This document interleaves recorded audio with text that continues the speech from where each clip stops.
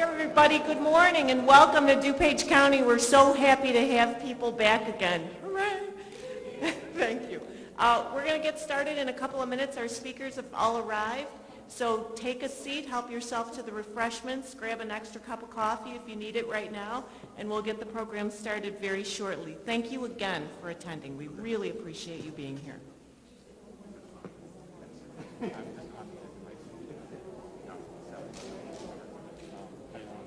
You're so good at it. You're so good at it.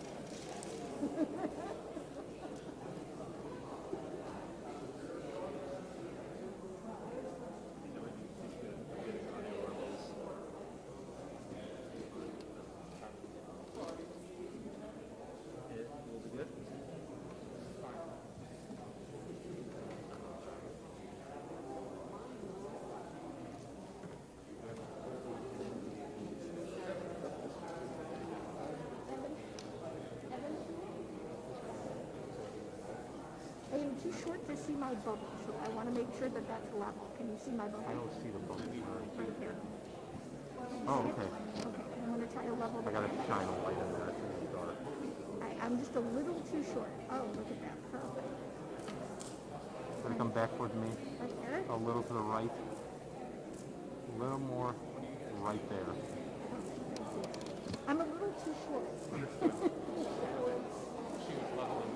I was just making sure the camera was level. That should do nothing to it.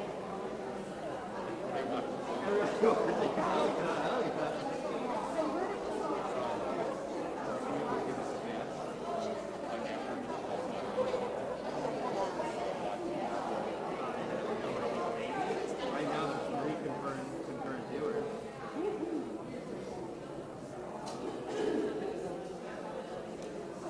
Thank you.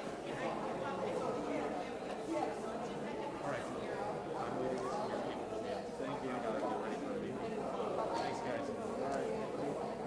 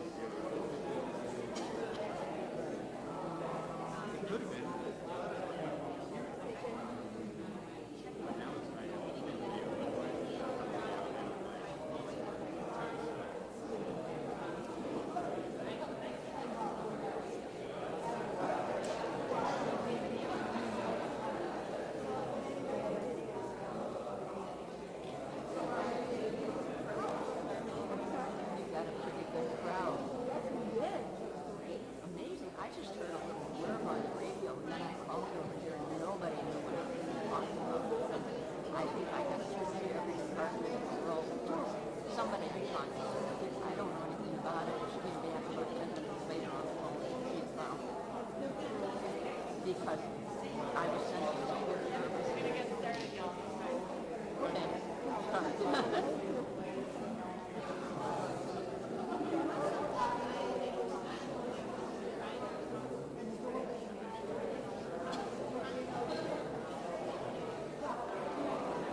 Good morning. I'm glad to see everyone here. I think this is a topic that should appeal, or not that you want to participate in it, but want to be well aware of the scams that are out there, and especially the scams that are aimed at seniors. So that's what we intend to do today. We want to give you some ideas of some scams that are occurring, what to do about them, and who to contact for those. So we have several people participating, but the first person I want to introduce is the State's Attorney Bob Berlin, sitting over here.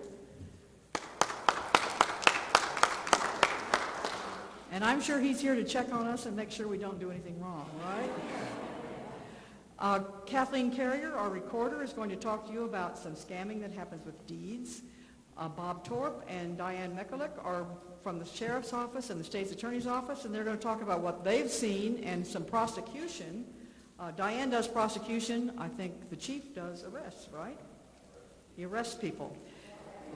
And Kathleen Carrier, and then I'm Gwen Henry, and I've got a little bit to talk about some investment scams. So we'll turn it over to Kathleen Carrier.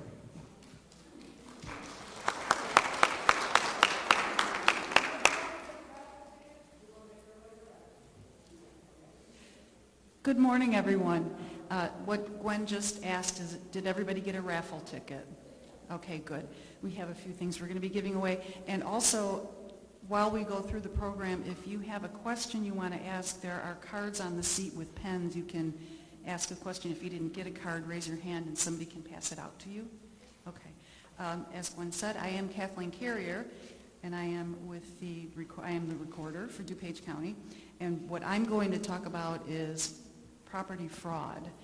And I will preface this by saying it is not very prevalent in DuPage County, luckily, but it does occasionally happen.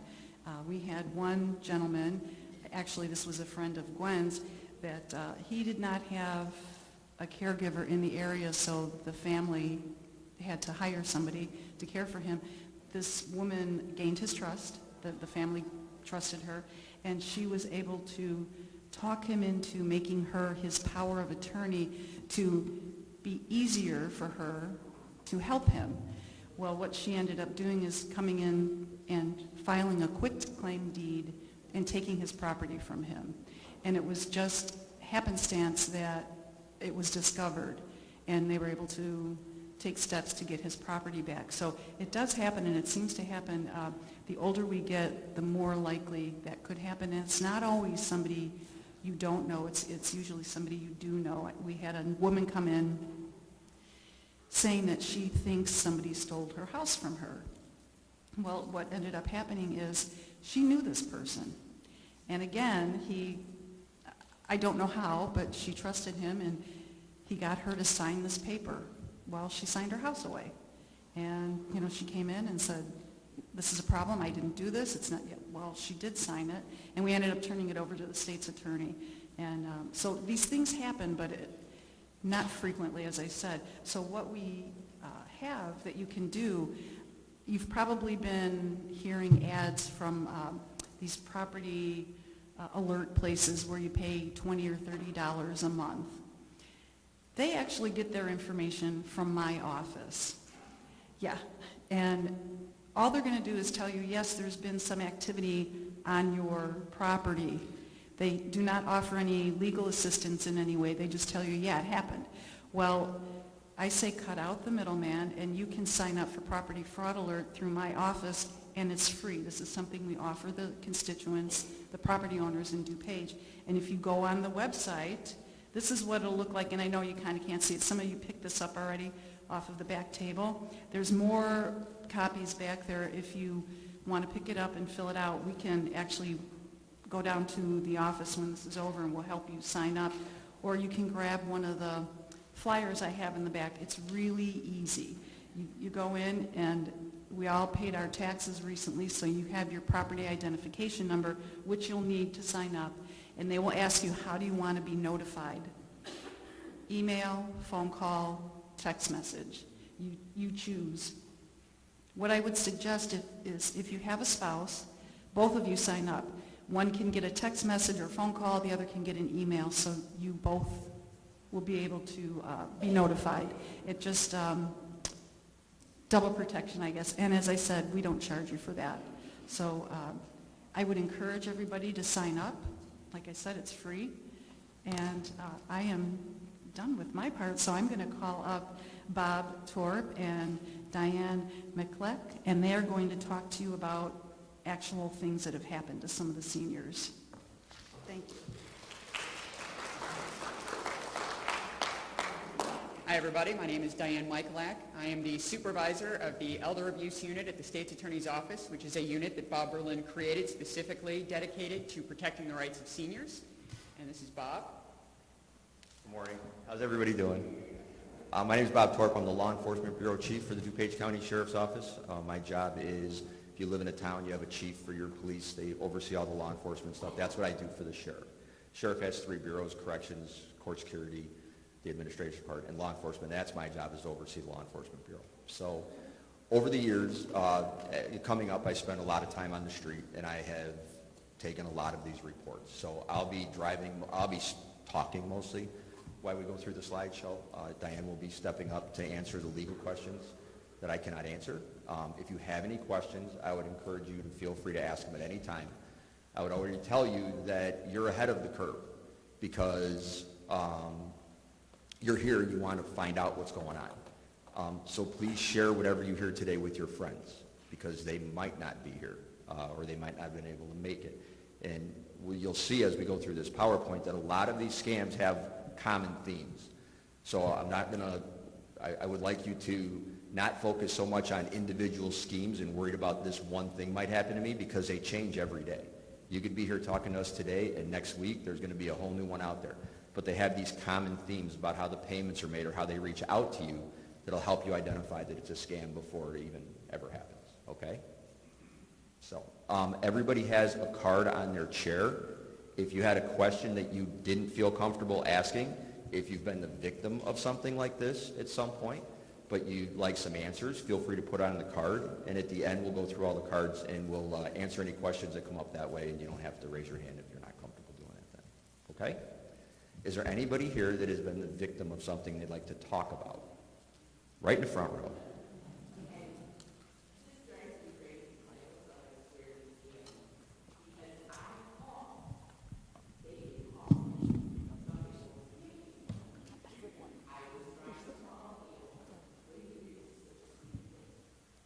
We're going to ask you so that everybody can hear you. They're going to I'm surprised they can't hear me anyway with my big mouth. But I was calling to cancel a free service that was like one of these month things, and it was going to expire. So I got the number off of the internet. And he says, well, we first have to check your account. He says, oh, it looks like there's some suspicious activity. Now, right away, I should have questioned it, since I'm calling Apple. What do they care about any accounts? And the more we talked, I kept saying, well, I don't know. I think this is a scam. No, would it be a scam if we did this or if we did that? And all of their reasons sounded so logical. And this went on, and they said, well, we have to test to see where this scam is, where this fraudulent activity is coming from. And they had me create 2 payees on my checking account, and sure enough, it was a fraud. But the weird part was they gave me their first and last name and their phone number. I could call them randomly, which I did just to check it. They were always there. So I'm thinking if it's a scam, they're not going to be there. Bottom line is I lost almost $2,000. I'm sorry to hear that. Let me ask you this question. This is why I say that a lot of these have a common theme. What was the initial contact? How did you end up talking to Apple? Where did that come from? I got the number off the internet, which when I talked then with the legitimate Apple and my bank, they said, don't ever trust what you get on the internet. Well, that's true. But I'll tell you another piece of evidence I did get, a piece of knowledge that I really will remember. The one thing they told me was to go to the Apple store to make sure my phone hadn't gotten infected. And when I did that, the guy gave me the phone number. He said, any questions you have that are Apple related, whether it's for support or whatever, he said, this is the number you call. But I thought, well, if I go on the internet and look up apple.com or whatever, that would be okay. That's again why I didn't think it was a scam, because I called them.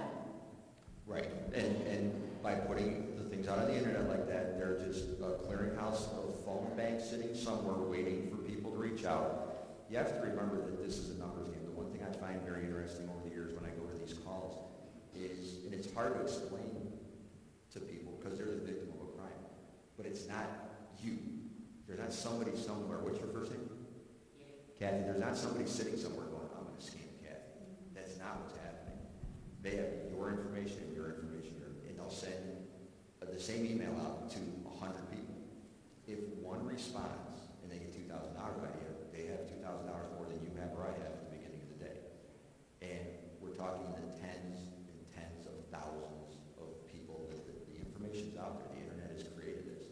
And like you said, everything on the internet's not true. You know how many police calls I've been to? I read about it in the paper the next day. I'm like, that's not what happened yesterday. It's just the nature of the world, unless you're actually there. But that also lends itself to what I want to instill in everybody today, is unless you're dealing directly with the person that you know is directly you're not going to scam if you walk into the Apple store. I know that it's not easy to get to the Apple store, and the internet makes everything more convenient, but it has also the portal to them being able to exploit all this stuff. We just had a situation when we were putting all this together. We were with Gwen in her office was, I think this is a scam. And it was a text message that somebody had received. And I looked into it, and it's not. There's the way that the county recoups some loss of people that owe money from whatever situation, and they haven't paid, this company's paid to recoup it, right? Well, they're allowed to send out, the way the Illinois law now is that they can send out text messages, and they can reach out to you via social media, which is just going to open up a whole other realm of possible ways to try to scam people. So I personally, and we'll get through it in all scam, I don't respond to anything via text message.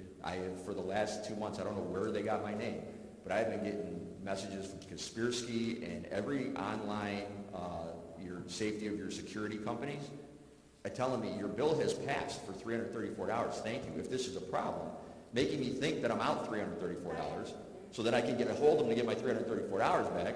But I go to my checking account, I'm not out $334. So I just delete it and I move on. I personally have had my debit card, I've had to change the number on my debit card 3 times in the last 6 years because somewhere, I'm a huge fishing nut. I spend a lot of money at tacklewarehouse.com. I don't know if they got hacked, but my debit card number is out there somewhere. And then all of a sudden, hey, you bought $800 worth of iPhones in New Jersey. I'm like, no, I didn't. So the good thing is that over time, I've unfortunately been doing this long enough that the internet wasn't a thing when I became a police officer. So I've actually been a police officer as I watched all these things evolve. And when they first started happening, you would be out of that money. The banks weren't reimbursing you. The credit cards were making you responsible for it. And then it has merged over time or changed over time where my bank just goes, yeah, you got scammed. My money's still in my account. I got to get a new debit card number and I move on with life. And then the difficulties of, oh, my iPass didn't replenish, so I forgot that my debit card's tied to my iPass, and now I'm chasing that, right? Everybody's shaking their head up and down because we've all been through it at one point or another. So then you have to remember everything you've got tied to that. And my wife makes fun of me at home. My checkbook at home, I have a spiral notebook, and every month, so I did it yesterday, September 1st, I write down my bills for the month. I have my online banking, and as my clears, I put a check at the beginning when I send it, and I put a check when it's over with. She goes, everything's online now. I'm like, I can't screw this up. Technology is great, but I can't screw this up. So, go ahead. In regards to the text, what I do is I block the column, but you said that you just delete it. What is the best way to do that? I just delete the text. I know there's ways to, so here's the part where I'm not as technically savvy as I could be. I found out the other day that there's a way after I get a spam call, I can automatically block it. I'm not that bothered by it. I've learned to move on with my life, and I don't take it personally, and this is the way of the world. And I know they're not coming after me personally. Like I said, I'm one of 100,000 names that they got in some dump last week. So, but what I'm talking about is when I get a text message, I just delete it. And then they might bother me next week. I think Diane's got some thoughts on it. Oh, I saw you step up, I thought. Okay. Oh, sure, I'm sorry. The question was, when I say I just delete these, the young lady wanted to know if she says she blocks them from coming in. I said I don't know how to block them. I'm just being honest. I don't know how to block them. So you block them, then you delete them, and then you do that too when you're done. Dig a grave, throw them in it, burn something, cover them up. Yeah, I'm not messing with you. Go ahead.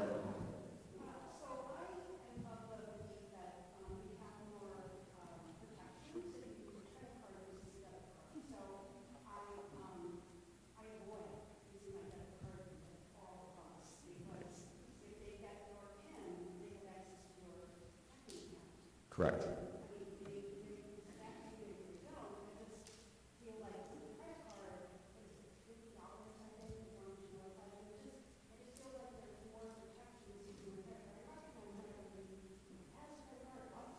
Right. Right. So the statement was, are you better off using a credit card online than a debit card, right? And yes, did you already look at the presentation? Because we'll get to that down the road about how to best protect yourself. But no, you're absolutely right. Your debit card is a direct line into all the money you have in your bank account. A credit card, if you're using that for your online payments, then if they have that, then they have to. And I just changed my iPass to a credit card the last time this happened. So yes, it's a lot better way than them having a direct line to your cash. So I see your hand in the back, but I know you had a question.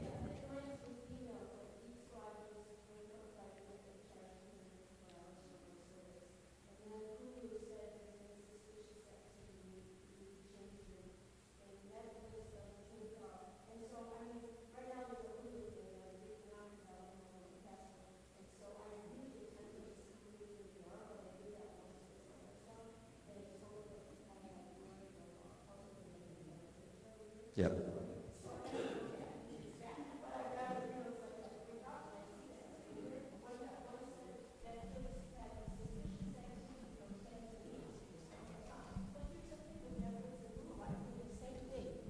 I pay the same thing every month, so even if there was activity, is there a way that they can access my account? Because I don't care if someone from Tanzania is watching Netflix, because, they deserve it too. And I'm already paying for it. They don't have friends in Tanzania probably, so they want to see No, it. I don't. So part of that I can answer, part of it I can't. I don't know who has access to what anymore. The internet has globalized everything so much. I'll tell you a story when I get to this slide later about something, but the bad guy was on the phone calling me every name in the book when I was at somebody's house. I'll just tell it now because I'll remind you of it then. I went to a house and they had just got the phone call of anybody had my grandson's been in an accident. What? Oh, the gasps because it's everywhere. This gentleman was a Vietnam veteran era Marine, as is my stepdad. They don't mess around. So he got the phone call that his grandson, and they knew the grandson's name, was at the border of Canada, had been in a car accident. They had put him on the phone, but his voice was very muffled due to the injuries he sustained in the accident. And as a result, he needed, I don't remember the exact amount, $1,000 in bond money. And they wanted him to send it through a money transfer to a bank in England, explaining that we're also tied with not just France, but England, we're Canada, blah, blah, blah, a bunch of BS. So when I got there, he says, I already know it's a scam. I've talked to my grandson. And he wanted me to produce whoever is on the other end of the phone, and bring him to him for justice. He's going to put him out in a shed or something. So, I tried to explain to him, I can't do that. These are routed all over the world. So while I'm sitting there, the phone rings. And he's like, oh, this is him. I was like, since I've explained to you that we're not going to be able to actually arrest this person, do you mind if I talk to him and we'll have some fun? He's like, no, go ahead. So I took the phone, and I answered, and I just said, hello. And the guy's like, oh, yeah, Mr. Jones, is this Mr. Jones? I'm like, no, this is his son. I understand you have my nephew in custody in Canada? And he goes, oh, yes, it's very serious. Da, da, da, da. I'm like, you know what? Nobody in his family likes him. You can keep him. Just dead silence on the other end. If it was, excuse me? I said, that kid's been nothing but trouble. Just throw away the key. We don't have any interest in him whatsoever. He's been nothing but a pain in the you-know-what. It is what it is. I can't believe that you're actually going to... This is a family member. I'm like, nah, garbage. You can have him. And then I finally said, listen, stupid, this is the police. He's not going to send you money. But what he said next was very interesting to me, because this is fairly new at the time that I had this call. This was a bunch of years ago. Is the guy said, oh, yeah, why don't you... I won't repeat it. Come and find me. The phone call's coming from Jamaica. Oh, look now. Now it's coming from China. Oh, look now. So what they're able to do via the internet is route where these phone numbers come from. That's why I say, for as much as all these people have a special place underneath our feet when they pass on for what they're doing to people, there's really not a whole lot we can do in a majority of these scams to do anything. Now, some of the stuff that was mentioned earlier about the IDs and the powers of attorney and all that, those even get dicey. They really do, because you have to prove was the person of their right mind at the time they signed it or not. And now I'm going to use you an example because you're the first one to speak, you're the bravest one in this room. If somebody were to trick you into doing that, there's going to be a part of you that doesn't want to admit you got tricked. I am not of my wrong mind, and no, I absolutely signed it, no matter what it does. Then what are the police and the state's attorney's office supposed to do with that? Nothing. We really can't. I've had situations where it's sister against sister. I can't believe that she signed everything over to my sister. She's a drug addict. Yeah, but the paperwork all shows that she did. So then it becomes a civil matter. Attorneys get involved. Then you have to start looking at what's the cost of this to get litigated against what the estate is. There's so many things that start to factor into it. So how about this? Before I answer any more questions, I'm sorry, I might answer a bunch of them in the PowerPoint. And then at the end, I will stand up here until tomorrow if you want to ask questions. Well, you didn't answer my question. I did not answer your question. I'm sorry.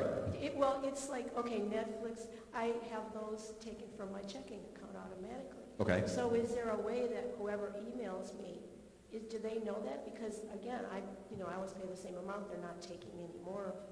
They may or may not, but I would take the suggestion we had from before. I would put all those on a credit card and just pay the credit card once a month. And that way they don't have, if somebody does hack into Netflix's accounts or anything like that and gets access, that's why I've had to change my debit card over and over. Somewhere out in this world that none of us understand, the cloud that I don't know where it's at, all my information is, and somebody snatched it, and they're using it for things. So as was very astute earlier, don't use your debit cards, use a credit card. I know it's an extra step every month, but it's a layer of protection against them actually taking all that money out of your account. Because it'll take, the bank will usually refund you because they eat the losses these days, but the amount of time that's happening, you still have bills going through, now all of a sudden you have accounts that are past due, all the other stuff that goes with it. If it's on a credit card, it's a lot easier to deal with. So, okay, let's watch some slides. So we've already kind of briefly spoken about the grandparent scams. What a horrible way to try to get money out of somebody, but they do it on a regular basis. This is a really easy one to fix. Well, I shouldn't say easy. I don't know what everybody's situation is. But for the most part, it's a simple phone call. But they're preying at that point on your love of your grandchildren, of your good nature. Anybody out here just angry? Because you're really hard to scam if you're angry. So you are. You turn into the guy pretending to be on the phone. Just keep them. But that's not how most people are. So you want to believe that it's true. You want to help, but don't send a penny to anybody.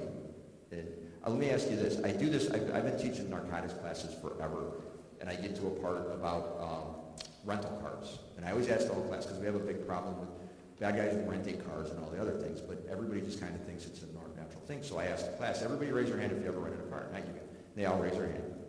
I say, how many people have ever rented a car for a family member? 90% of the hands go down. I'm not renting for my sister. She's going to screw it up. But then I go, how many people have ever rented a car for a friend? And the whole room's done. But I stop people all the time in rental cars that, this is my friend's, da-da-da-da. Well, it's because they're up to no good. I will ask everybody here, how many people have ever been called on my grandchild scam? Anybody? Yeah, see how prevalent it is? How many didn't call their grandson right away, though?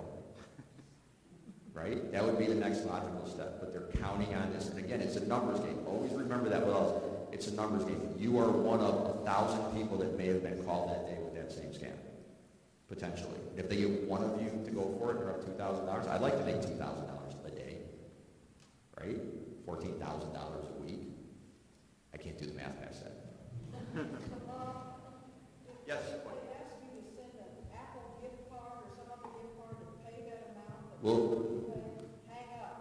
Yes, we'll get into all the commonalities between all these that I talked about at the beginning. There's nothing wrong with hanging up.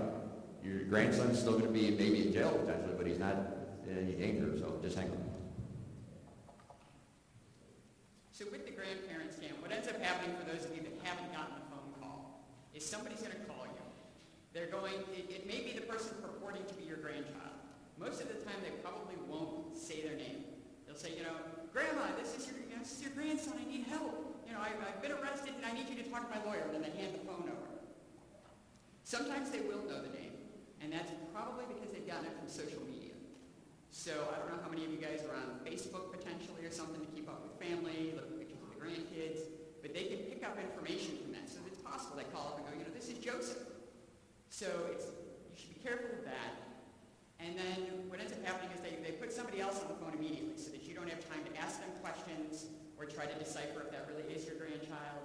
The other big thing is always, don't tell mom and dad because I don't want to get in trouble, I just got, So as soon as they're telling you to keep the secret, that's a red flag. If they're not saying their name, also a red flag. And then what ends up happening is usually, sometimes it's gift cards, and we'll talk about gift cards a lot. But a lot of times with this scam, it's a Western Union or a MoneyGram that they'll ask you to send to some random place. So just definitely ask questions. If you're not, first hang up.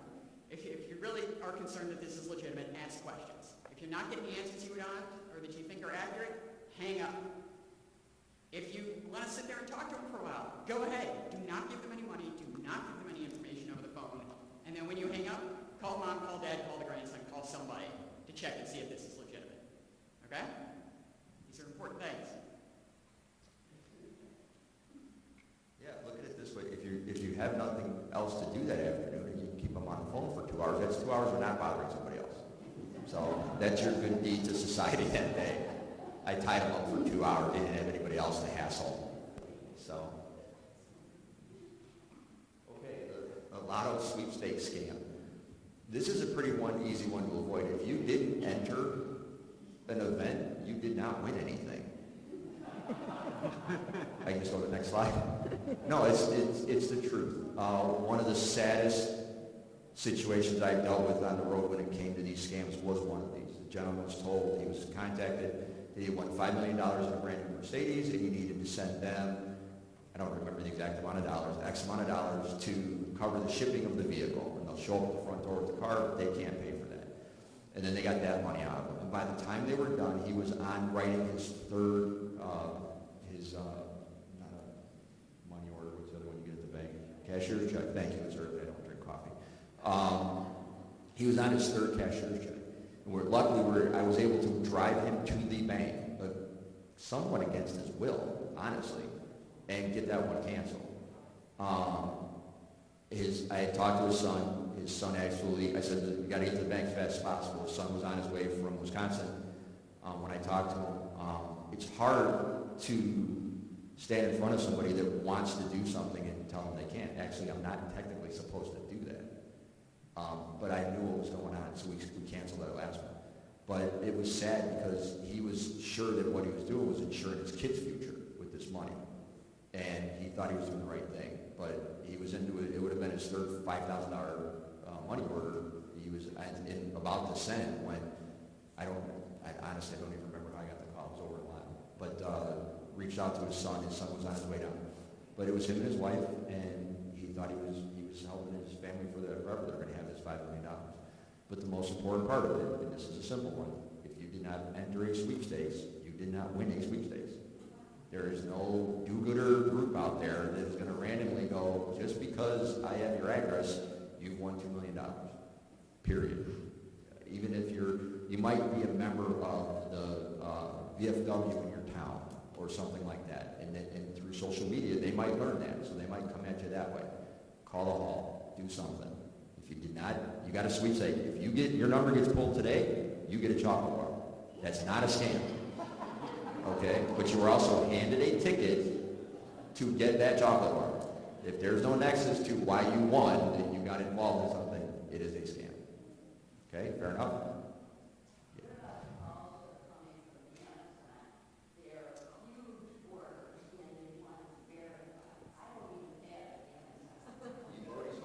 Yes. Ignore it.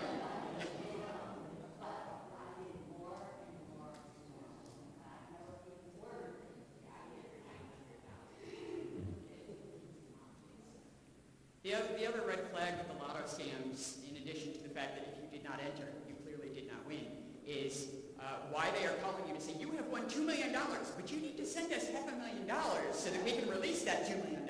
Why don't you just take that out of my window, buddy? So, I mean, that's also a red flag. And one of the other things that I have seen, which just boggles my mind, is not just cashier's checks and money orders. They will instruct people, and people will throw cash in a box and FedEx it. Don't do that. Okay. Under no circumstances is that legitimate. Do not do that. Excuse me? Yeah. I screened a case where a gentleman was just insistent that he won. His son had brought him to the police. Nobody was getting through to this gentleman, and he had sent off a box of $25,000 cash to New York. I think we were able to intercept one of the boxes while it was still in transit and get that back, but he was out tens of thousands of dollars. And he still didn't believe that he was being scammed. So, don't send cash in a box. What did I learn today? Don't put cash in a box. Nigerian scams.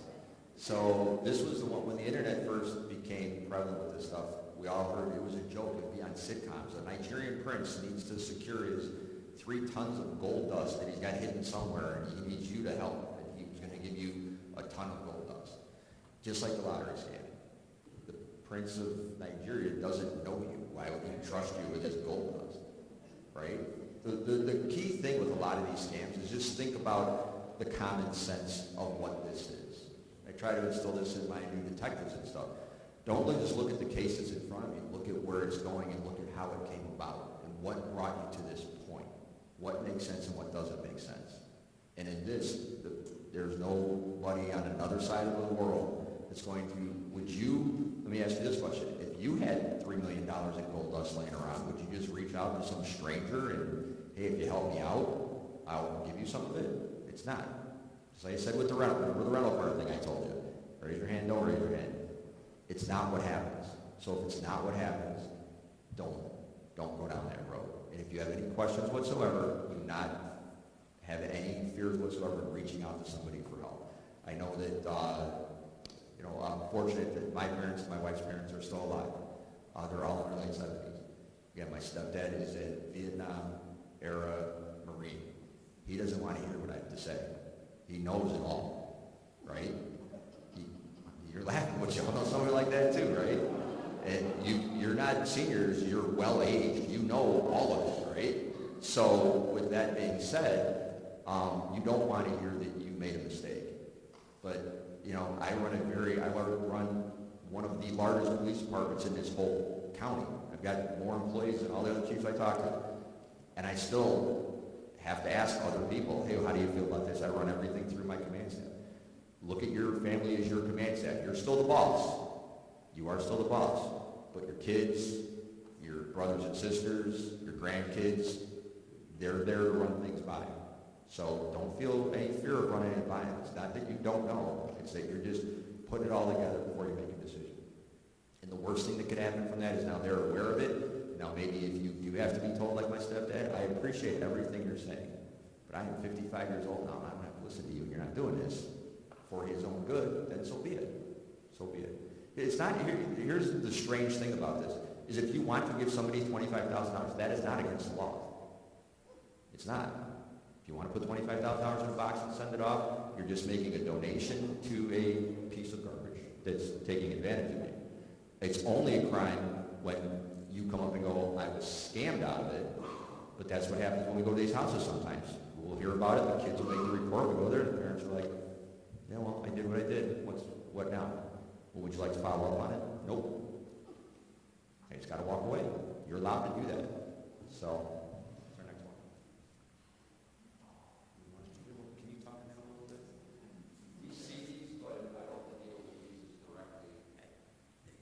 They come more in the form of a phone call, occasionally supposedly an email. But if somebody calls you and claims that they are with the IRS, usually, I think Social Security is separate from this, but they will claim that they're with the IRS. There's some sort of, issue with your taxes or something, and there's now an IRS warrant for your arrest. That is not a thing. There is no warrant for your arrest. And from what I understand from these things, like 99% of the time, in order to clear up this supposed warrant, they would like you to go out and buy gift cards and then provide them the numbers. And I'm sure that the sheriff's office, last time I checked, does not take gift cards in exchange for bond money. So, as Gwen pointed out earlier, and we will talk about probably on every slide from here on out, if they're asking for gift cards for payment, regardless of who they are, if they think it's a warrant, if it's a utility company, whatever it is, if they're asking for a gift card, that's a big red flag. Don't do that. It's even more entertaining when it's something like Microsoft asking you to get Apple gift cards. I don't think these guys think this through. But yeah, so if the IRS calls you, it's probably a scam. The IRS is not going to reach out to you in that manner. They are more likely to send you a snail mail envelope detailing whatever their issue is with you, whether it be an audit or some sort of fine or whatever the case may be. They are not going to be calling you. They're definitely not going to be asking for personal information over the phone, and they're definitely not going to be telling you that they need gift cards for warrants. The other thing that's normal throughout these, and at the end we'll cover a lot of the more prevalent things, but you'll get these emails, and if you read it, it's written like it was composed by somebody in another country. The adjectives are wrong. The spelling is wrong. My favorite are when somebody will get a letter from this very large law firm in New York saying that you have warrant out for your arrest for whatever, and you need to send us money and we will represent you. But when you read the letter, it reads like it was written by a 7th grader. Exactly. So, and the first thing I will say when I get there is, do you think that a major law firm is going to give you something that if I took a red pen to it, like a high school teacher, it would look horrible? So it's definitely a scam. But they're still scared. And this isn't seniors, it's immigrants. We get a lot of people from other countries that get hit with these type of things that don't understand the system, and it's the same thing, and they'll be targeted as well. So we're all targeted. Like I said, I'm on my 3rd debit card. It is what it is. So this is almost the exact same as the IRS one. Anytime, and we're getting deeper and deeper into more common threads, that anybody reaches out to you and says that you're wanted, that you have this warrant, that you need to do this or that. That is not. We will call you. The sheriff's office may call you and tell you that you have a warrant, you should turn yourself in. We don't ask for money over the phone. If I ask for gift cards over the phone, the next person that's going to call me is that gentleman over there. And I'm not going to want to go to court. So they don't do it that way. But we will advise you. We don't do it through social media, but you will get a phone call. And if I can tell you that, hey, you missed court, we don't do it as often as we used to. We used to have a warrant division full-time that would call. That's all they would do all day is call people. We don't do that quite as often anymore. But when you have a legal problem like that, it's not something that you can handle over the phone. You can't post bond over the phone. You can't give a credit card for bond over the phone. When your grandson's in jail in Canada, you can't pay over the phone. Okay? That's a common thing. And again, as Diane has spoken with, you don't pay with debit or with gift cards or Apple cards, because they would be here for 5 days if we talked about how they took advantage of what you send them and how they turn around and monetize that. So with the warrant scam, one of the common fact patterns that we see, it's actually a combination Social Security warrant. Sometimes you'll get an information that your Social Security number has been frozen because somebody is using it to launder, to move drugs from Mexico, and somehow you're being held responsible for this whole thing, and your Social Security number is being frozen because of this, and that the way to fix it is to send them gift cards. It is not. It is not frozen. and you cannot fix it with gift cards. So if you hear things that sound like your social security number is frozen because of drugs in Mexico, just hang up, delete it, whatever the case may be, it's not true. I don't know what my social security number being frozen would do. Okay, don't have to pay taxes anymore? That's awesome. Freeze it. Don't unfreeze it. Leave it in the freezer, please. I mean, what are you going to do? I can't go get a job? It doesn't make any sense. But it sounds really scary, doesn't it? So I'm kind of making a joke out of it, but I'm trying to make a point. They're trying to scare you with things, but I go back to raise your hand about the rental car. Think about what they're telling you and then work it down the road. Does this make any sense? What does my social security number being frozen even mean? It doesn't mean anything. So, if you have a warrant for your arrest, I can get a stat at my office. I'll just bring you across the way and put you. So, nobody wants their lights turned off, right? You don't want everything in your freezer to melt. Nobody doesn't want to have their water turned on, all that kind of stuff. Another common theme through all of these is if that's going to happen, you'll receive plenty of notice before that happens. You won't get a one-time call going, send me $684 or you won't have power. And gift cards. Thank you, Diane. Yes, I need a bunch of Apple cards to keep your water running. I need you to go to Western Union and send a money order for this amount of money, but it's going to go to a Walgreens. Right? That's where you send Western Unions, is between Walgreens and CVS's and Walmart's and stuff like that. What you think that General Electric's going to go to Walmart to pick up your payment? Right?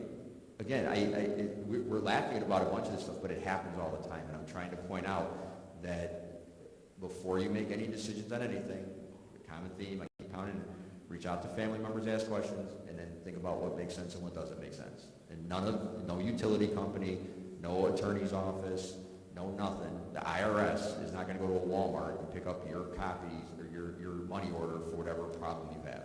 So, these are rough, and these can be absolutely brutal when it comes to the amount of money that has been lost in it. We go through life, and at some point we might find where we don't have a lot of people around us anymore, and you find somebody on the internet that will be friendly to you and start making you promises, and I want to come see you, but please send me money.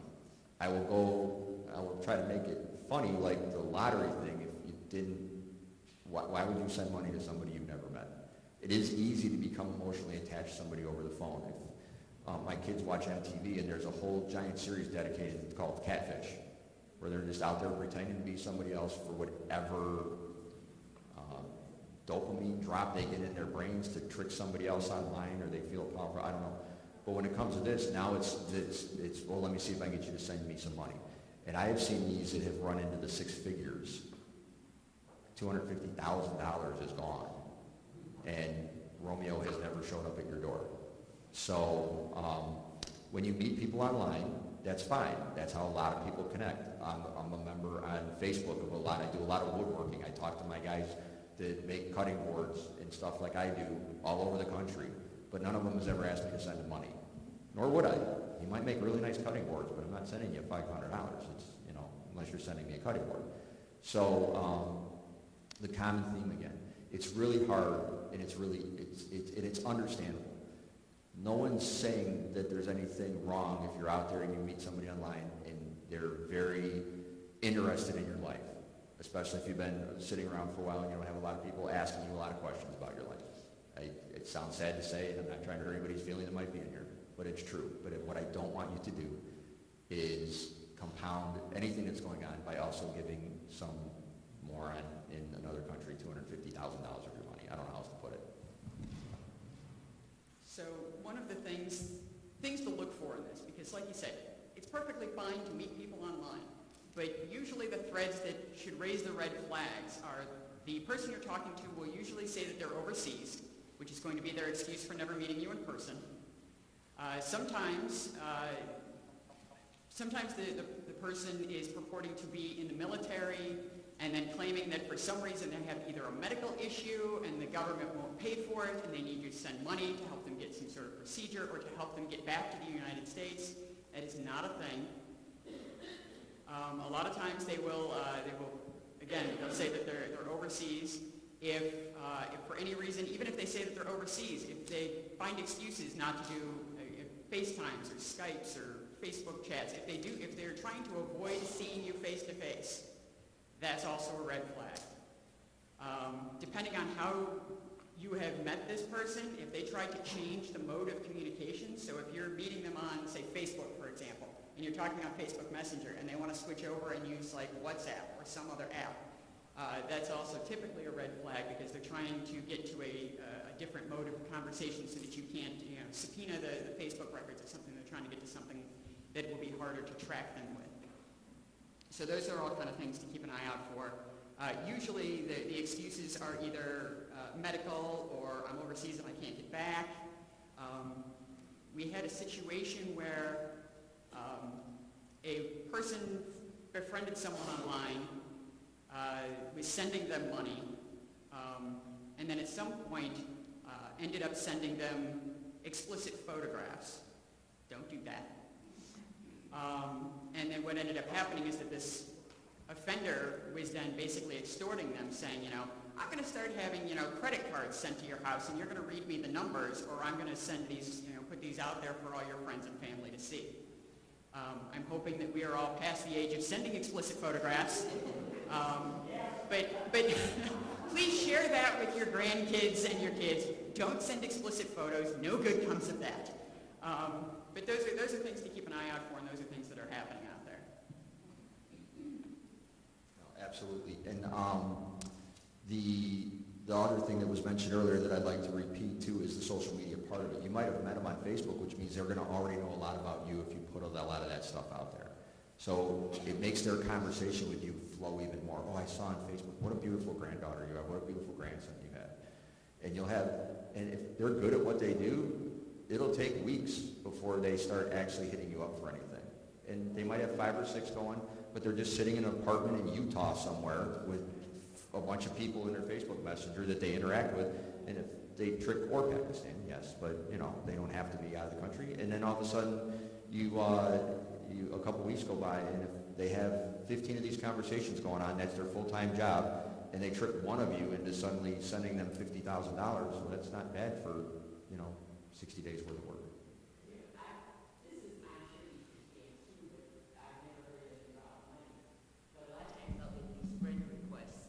Which I very rarely, I don't even accept them. But the first thing I do is I go and check their friends. 99% of these people have no friends. I feel very sorry for them, but not that sorry. But I love how they send me the request. Oh, I've seen your post, you're so beautiful, and I like everything you say, blah, blah, blah, blah. So I always stay away from those. And if I don't know those people, but like you were saying about a lot of them are in other countries or in the military, that's exactly what a lot of these are. Right. Because they'll say that in their history. Right, and that's a good point. I'm glad you brought that up about the requests that you get through other people. Again, if you don't know them, you're not hurting their feelings if you deny it, but you're nice people, so you don't want to say no to people, and you don't want people to be upset with you, and you don't want this or that. Well, good.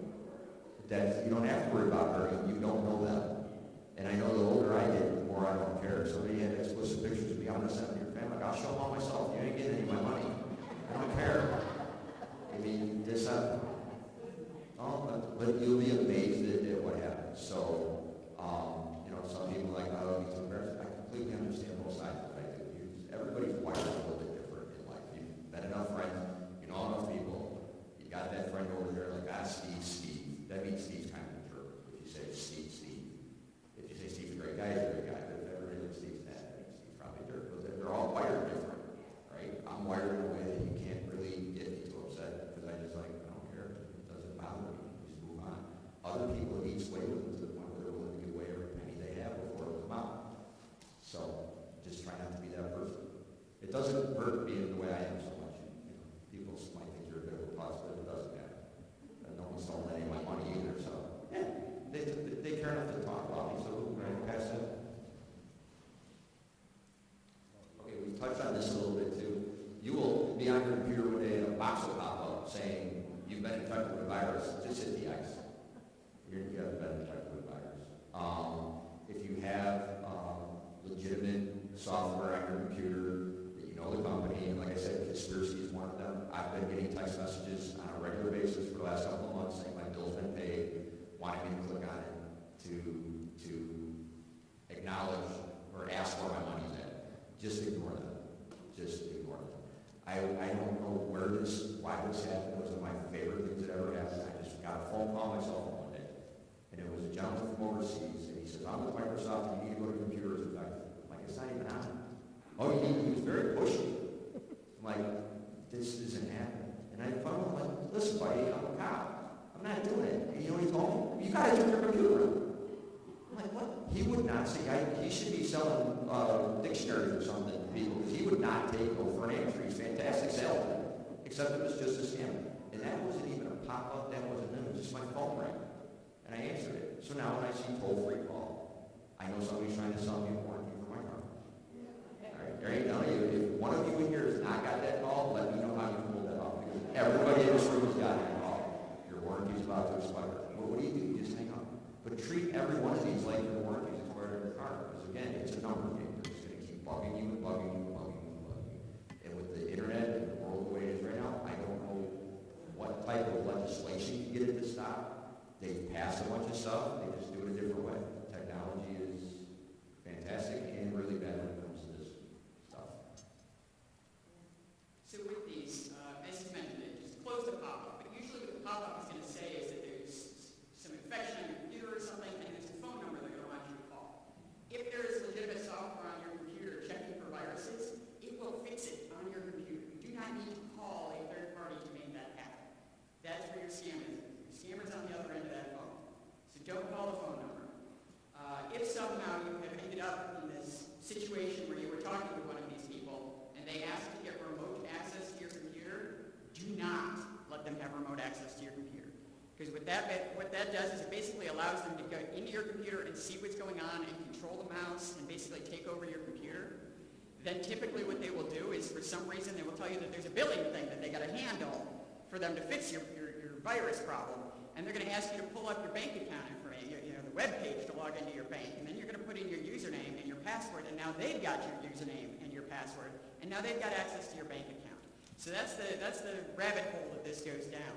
That's what they're trying to do. So don't go there. And my personal favorite story about this is, so my mom got one of those, random phone calls from Microsoft telling her that there was an issue with her computer, and her response was, my daughter, the assistant state's attorney, does my tech support. So feel free to adopt me and use that if necessary. But it did get them to hang up the phone. Apparently, cop does not, assistant state's attorney does. So, but yeah, so just, yeah. My other advice is program all the phone numbers of people that you actually know into your phone, and if it comes up with a number you don't recognize, do not answer the phone. If it's somebody or something important, they will leave a message and you can call them back. But if you don't answer the phone, you've already won half the battle. There's a hand back there. Yeah, I'm ashamed to say that I felt. I heard you say you're ashamed to say it. Don't be ashamed. I should have known better, but this was 5 years ago or so. The pop-up came on the screen. Your computer has virus and it's infected. Call this number, and he talked me into getting the remote access. It took me almost an hour and a half to plead over and over again, hey, just give me my access back. It was very difficult. As I said, it took me almost an hour and a half to get that. But fortunately, no accounts were, touched. Yeah. Good. They're very persistent because it doesn't cost them anything. I keep going back to that over and over again. This is one of those crimes where they're just sitting somewhere. They've got no overhead. They're probably sitting in their own apartment or in a call center overseas, and they're already this is what they're hired to do, and it doesn't cost them anything, right? So they can stay on the phone with you as long as they want. As long as they've got you on the phone, then they haven't lost yet, so. Well, this has got me trembling. This happened in COVID time. Our son had a stroke on February 28, 2020. Passed away on the 15th of March of 2020, so 14 days. Shortly thereafter, I received a phone call, and the caller had my banking information as to the last four numbers of my checking account. I got really nervous, so I continued to talk to him, and I said, well, where was this located? So then I got on the other, and I had the other computer. He gave me his business address, and it was in Omaha, Nebraska. Then I went on the other one and checked it out as to the location in Omaha. It wasn't there, to the street address. So the person on the phone was telling me, you have to do this, don't talk to anybody, just do this on yourself, don't be around anybody.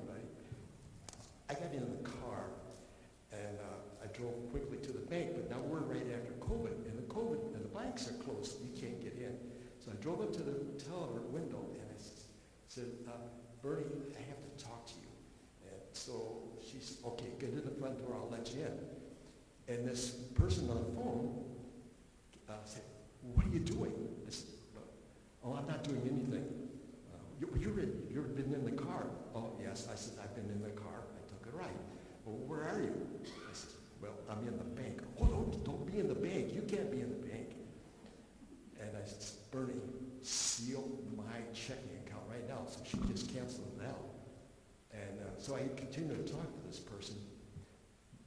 And it had a dialect or a faint off English, but it was close, but it was, and that's how I solved it. But this person he was getting awfully nervous. I could hear on his voice that I was doing something contrary to what he was demanding out of me. Right. But that's what happened after COVID. There were so many new scams that came out of COVID, medical scams. There's just, anytime something happens, it's gonna, that's why I don't want you to take away today, well, now I know I won't have a grandparent scam, because there's going to be a different one out there in 3 months. And unless you come back here and talk to me every day, which I can't do, I can't tell you every day what the newest one is. There are a lot of websites, we'll get into that at the end, that you can check on a regular basis. There's a lot of resources out there for you to stay on top of these things. But the biggest clue is what we've already mentioned. They don't talk to anybody else. Why not? Why would you not? Why would anybody instruct you not to talk to anybody else about your own finances? They're your finances. They're not theirs, right? So these are the common things that I hope that when you leave today you take with you, that they're not going to get me because of what Bob and Diane talked about. I saw X, Y, and Z, and this one I'm not doing it. And they said the worst thing you can do, if you hung up on them, no one is going to suddenly show up and repossess your house. No one is going to suddenly show up and repossess your car. No one is suddenly going to show up and take your grandkids away from you. No one's going to suddenly show up and put handcuffs on you. If you've received zero notification of any type of a problem prior to that. So it's all pressure and now, and they prey on the fact that that's what you're going to do. So first of all, I want to say I'm really sorry for your loss. Yes. So I don't have a question, I just want to make a comment about how much it aggravates me, and I know you can't fix this, that phone numbers can be spoofed. Oh, yeah. You know, so it looks like it's a local number, but they're really calling from Tanzania. Right. Yeah, that's all. That's just how technology is now. Yeah, I know, and I just don't even answer phone calls if they're not in my contact list.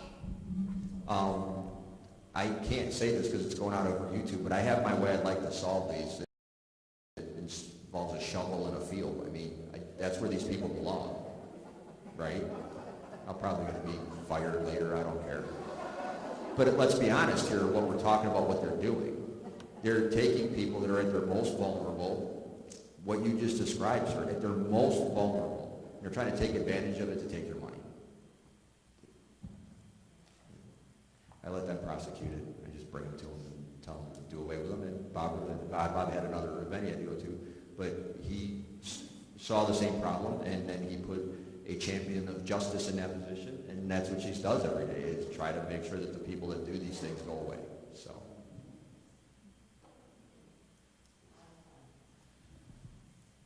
Yes, sir. Let's get you.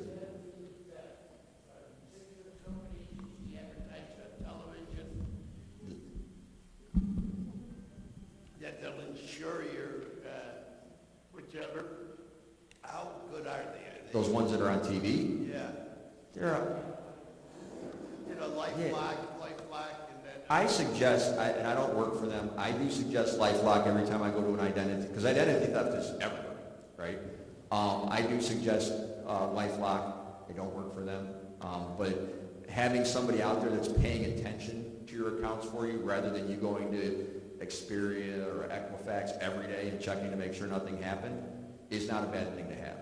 So they do. It would notify you, yes, it would notify you if suddenly opened a credit card in your name before a bunch of bills get put on it.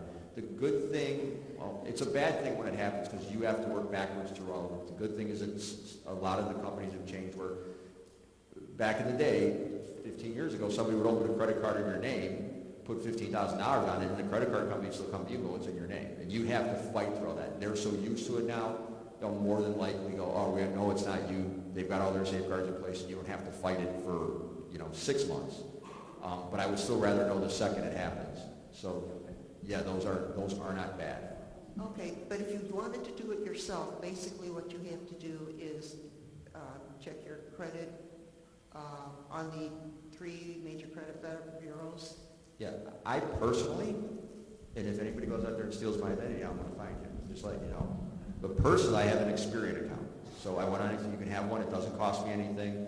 My information's in there, and I get regular emails from them about my credit score, and it's gone up or it's gone down. Doesn't cost me a thing. They, of course, every time I go on it, they've got another one they're trying to sell me, but that's how the world works. They want me to upgrade my thing. But I can see what my credit score is. I can see why it went up and down. And if somebody were to suddenly open a new card in my name, I would at least get a notification, and that one doesn't cost me anything.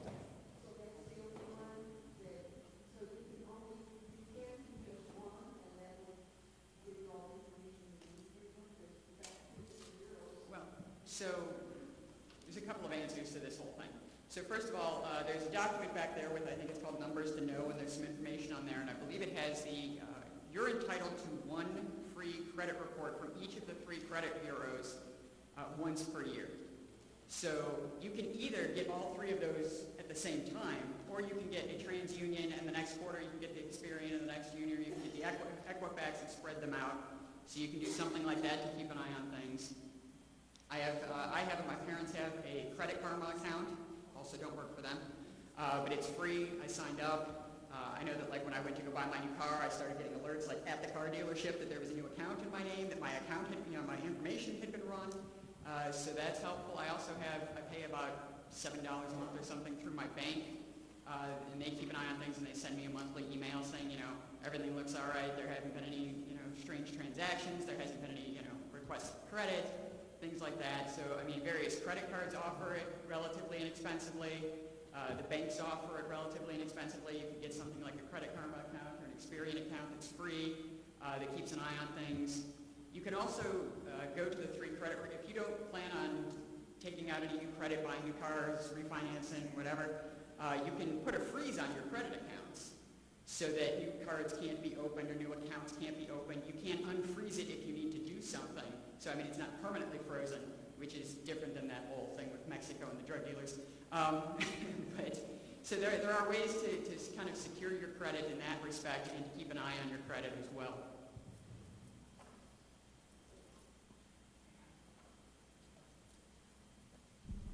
What I'll add on to that really quick is you have to check with your individual bank. My wife has Bank of Downers Grove, and every time she uses her debit card, she gets an alert on her phone for every transaction. So she's sitting, we're at home one day, and then something pops up from a Starbucks in Indianapolis. We know somebody has their card information, and we'll know just that quick. But different banks offer different versions of that, so you have to check with your personal bank.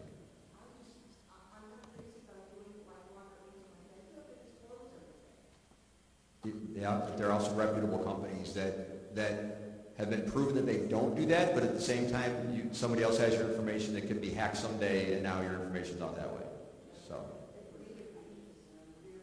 right.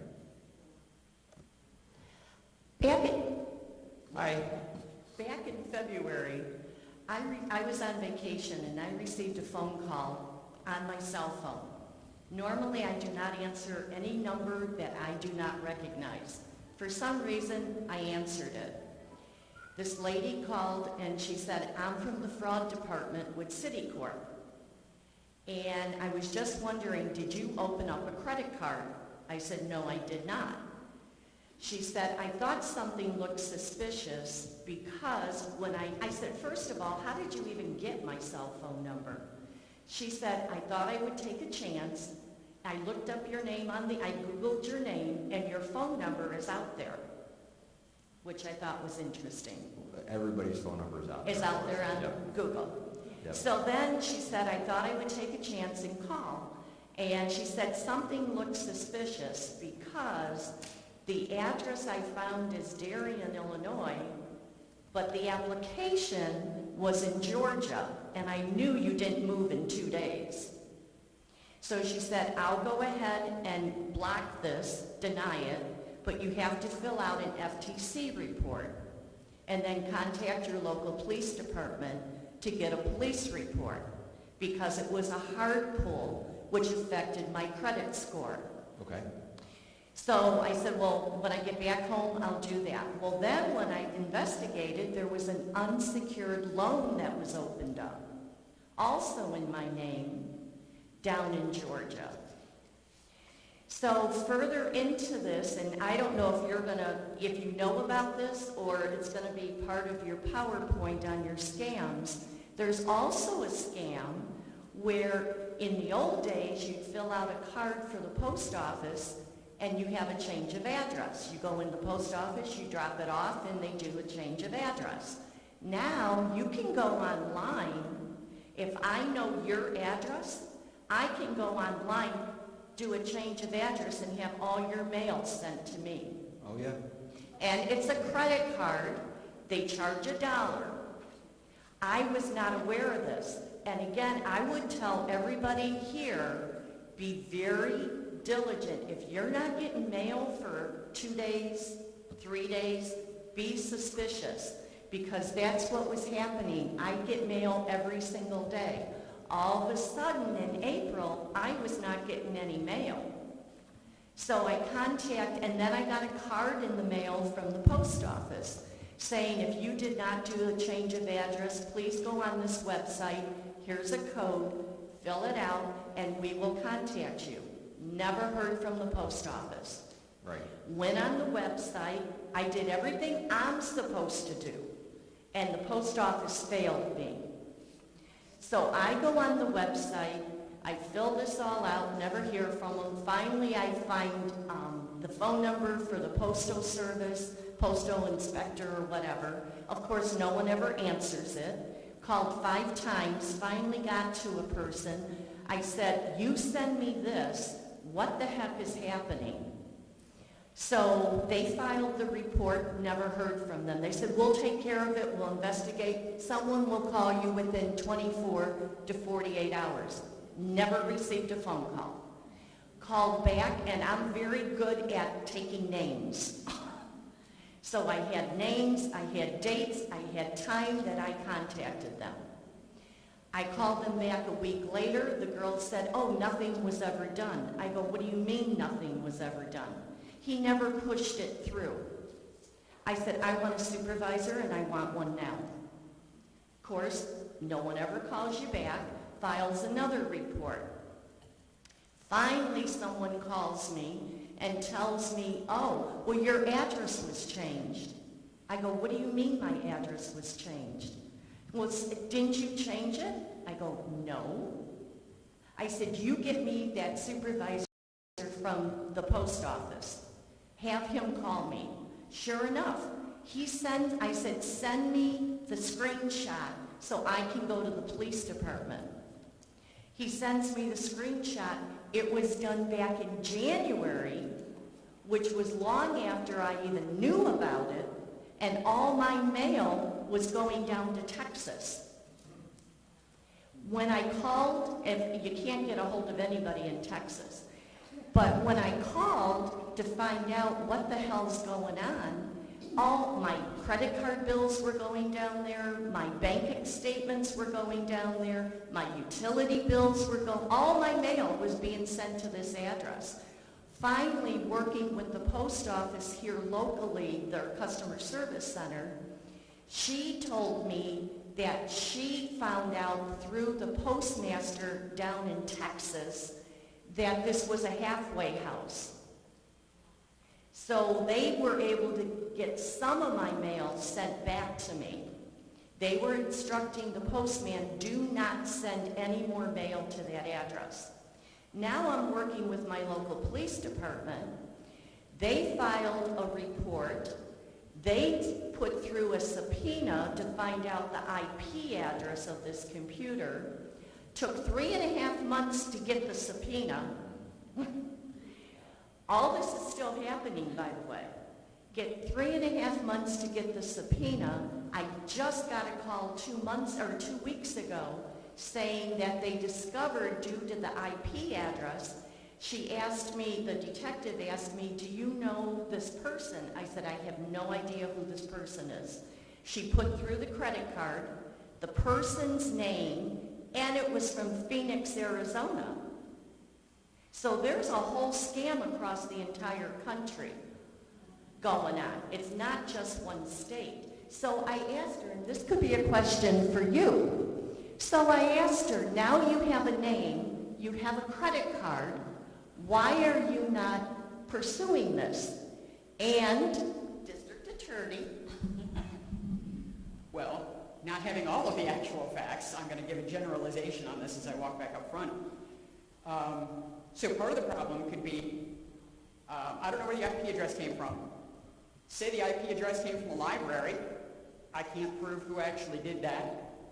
If it's the credit card was used, I don't know that Kathy Smith was the one who actually did it, or if Kathy Smith is also a victim of identity theft and her credit card was then used for the dollar charge to forward your mail. A lot of times what we see up here is when there's a mail forwarding fraud going on, they forward it to an abandoned house in Chicago. And so somebody's just walking down to their house and picking it up because they don't want to send it to their own house, because that's kind of silly. Although, don't get me wrong, I have dependents to do that, and it makes my life happy. I mean, so just having a name and just having a credit card, unless they're the same name and credit card, in which case we have a little more to go on, but that doesn't necessarily mean. I've had people who have stolen identities, open utilities in the stolen identities' names, rented houses or apartments in stolen identities, made transactions in stolen identities, and so just because everything says Kathy Smith or whatever doesn't mean that it isn't Diane Michalak. So there's a lot that has to go into it to figure out who is actually doing the transaction. And even if it comes back to a house, if there's 8 people living in the house, or if it's a halfway house, for example, where that IP address came back to, and it's a communal room or something to that effect, you've still got to be able to figure out who actually sat at the keyboard and made the transaction. Well, the IP address is Arizona. So you have Arizona, Phoenix, Texas, and Georgia. Right, which we know that these things are happening. And at that point, and this isn't an excuse, please don't take it that way, is now you're starting to fall under the jurisdiction of the United States Secret Service, because they do all the interstate, national, things like that. As a point of practicality, and I know it's not what anybody wants to hear, but it's just the God's honest truth. What town do you live in? Darien. All right, so Darien's probably got 38 to 45 police officers. You're probably one of, and this is not anybody minimizing it, please don't take it that way, but you're one of probably maybe 8 people that might have that problem. And Darien doesn't have anybody that they can send to those 3 different states to start looking into that stuff. They're working with those other agencies, we can do that, but now you're really having a hard time to put all the pieces of the puzzle together to the point where you're able to present it to Diane and Bob Berlin for any type of prosecution. And these people count on the fact that they're going from Georgia to Texas to Arizona, because Bob Torp, the sheriff's office, can't send one of my very best detectives to Georgia in Texas, in Arizona, while I've got 500 other crimes that are happening here. And as long as you're getting your money back at the end of the day, then it's not something that those resources would go to. And it's not what anybody wants to hear, because like I said, if I had a shovel in a field, I know where they all should end up. But as a point of practicality, there's a point where we will turn this information over to the feds. We've done it on quite a few things, and we've been involved, personally, our agency has been involved with breaking up some pretty big multi-state rings. But it's such a needle in a haystack thing as far as chasing it all down. Now, I am very glad that you brought up the change of mail thing, because I honestly, that was not part of this, and I really thank you for bringing that up, because that is a thing.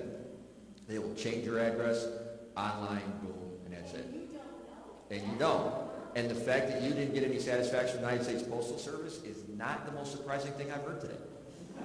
So, it is what it is when it comes to that.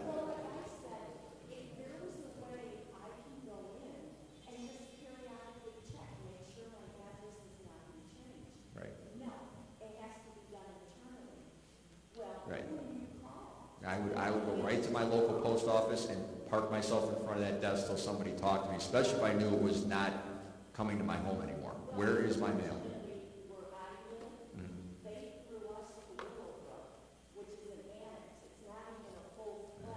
The post office. So they don't even answer the phone. Right.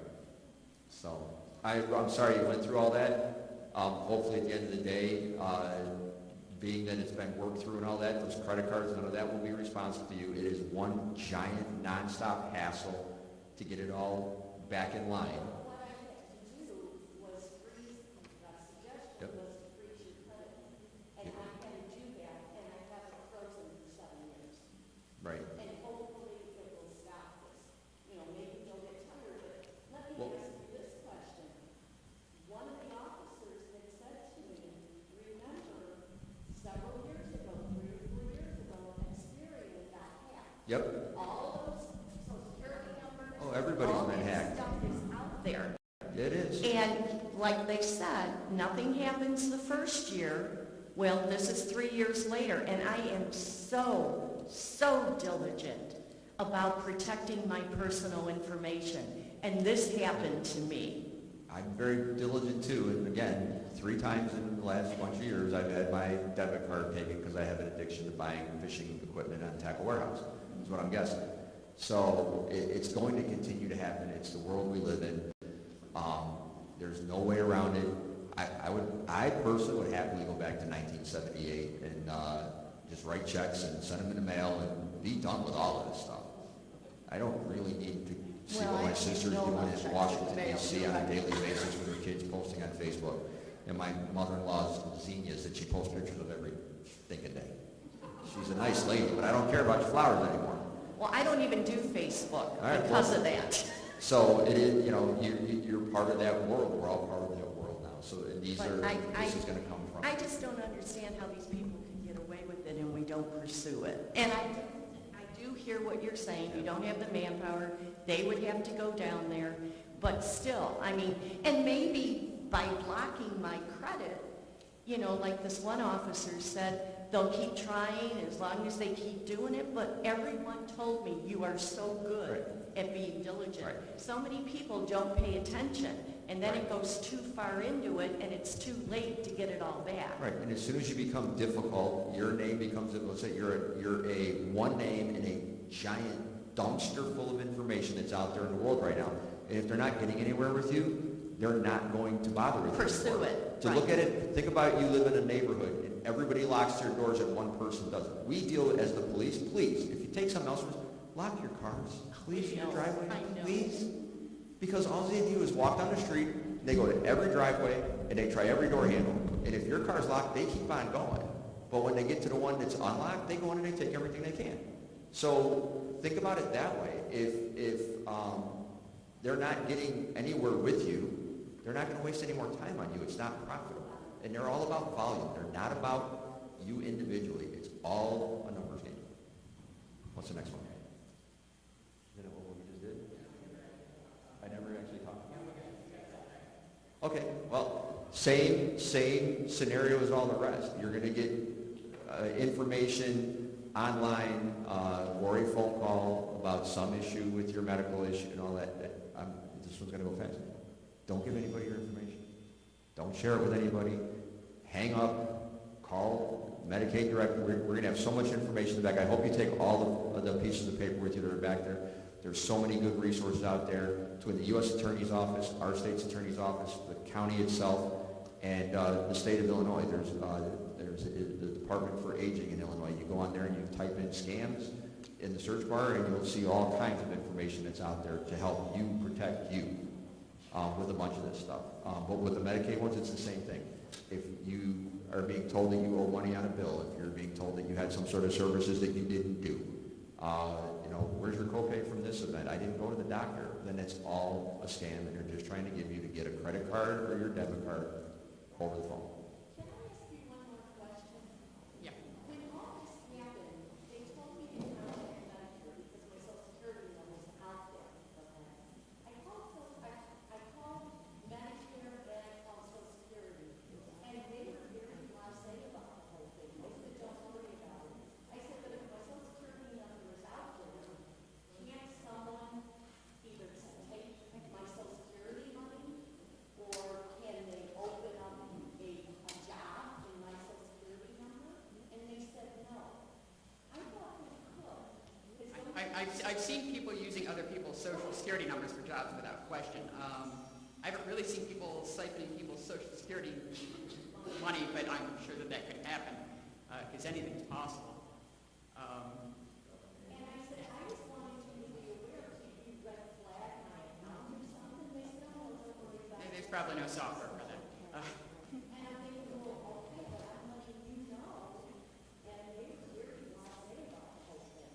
Yeah. The other thing to watch out for on the Medicare stuff or Medicaid stuff is keep an eye on your explanation of benefits, your EOBs when they come in, to make sure that you aren't being billed for services you did not have.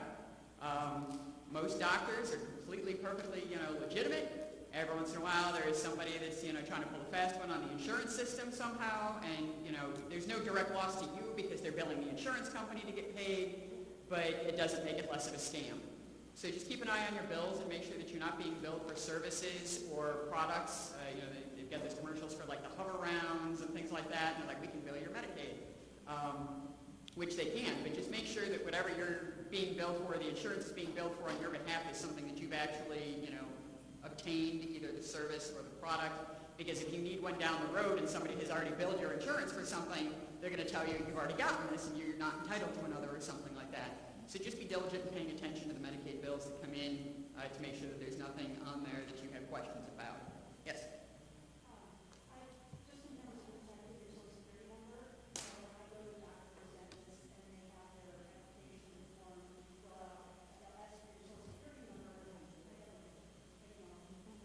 You turned it on.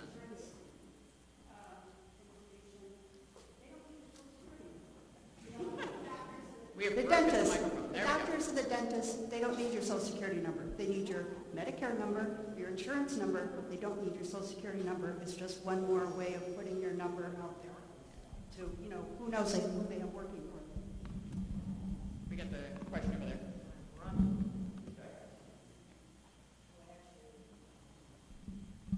One of the reasons why DuPage Medical Group changed their name to Dooley was because they got hacked, but they didn't wind up letting my husband know for over 2 months that it had been hacked. And then when we got billed, they basically double billed us on something, and I questioned it, and they said, oh, it's because it's 2 different codes. I go, I don't care that it's 2 different codes. He doesn't need to spend $480 for just getting his prescription and a physical. And so I called our Medicare, and they basically said, we'll handle this. Yeah. I think we've got some Medicare phone numbers back there on the paperwork on the table as well. I'm going to be the program police here and ask you guys to finish your slides. We'll hold for questions at the end. And then we want to make sure, because believe it or not, time flies and we're getting toward the end of our program. Thanks.